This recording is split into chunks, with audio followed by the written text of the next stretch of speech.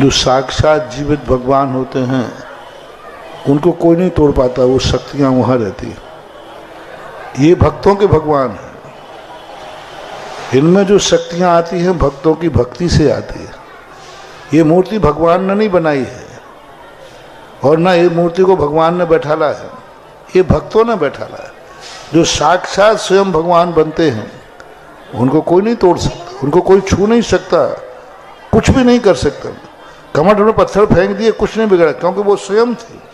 ये जो मूर्तियां हैं ये भक्तों के द्वारा बैठा ली गई। इनमें जो चमत्कार होगा वो भक्तों की भक्ति से होगा, विशुद्धि से होगा। तो आपने जितनी विशुद्धि से मूर्ति बैठा ली है उतना आपके पुण्य से इस मूर्ति की देवता रक्षा करेंगे। इस मूर्ति की हानि होने से भगवान को हानि है कि भक्तों को?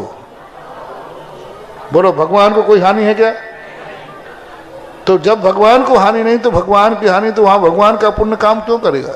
यहां पुण्य करेगा हमारा और आपका।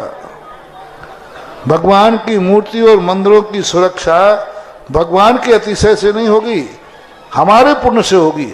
क्योंकि इनके बैठने से लाभ हमें है, इनके नष्ट होने से हानि हमें है। तो हमारा पुण्य पाप कम होगा या आप लोगों की पुण्य की कमी के कारण से मंदिरों में इस प्रकार की दुर्घटनाएं होती हैं। क्योंकि ये मंदिर हमारे लिए हैं, हम लोगों ने बनाए हैं, तो हमारा पुण्य ही यहाँ काम करेगा। एक बात।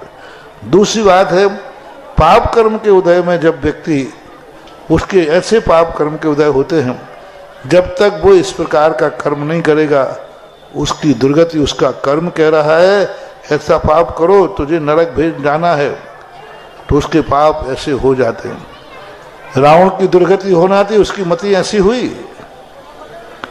तो कई बार उन पापी जीवों को पाप कर्म के उदय के आने से उनके मूर्ति आदि के चुराने के भाव हो जाते हैं, क्योंकि उनका विनाश होना निश्चित है। तो कहते हैं ना, विनाशकालीन विपरीत बुद्धि, इसलिए अच्छा होता। जिज्ञासा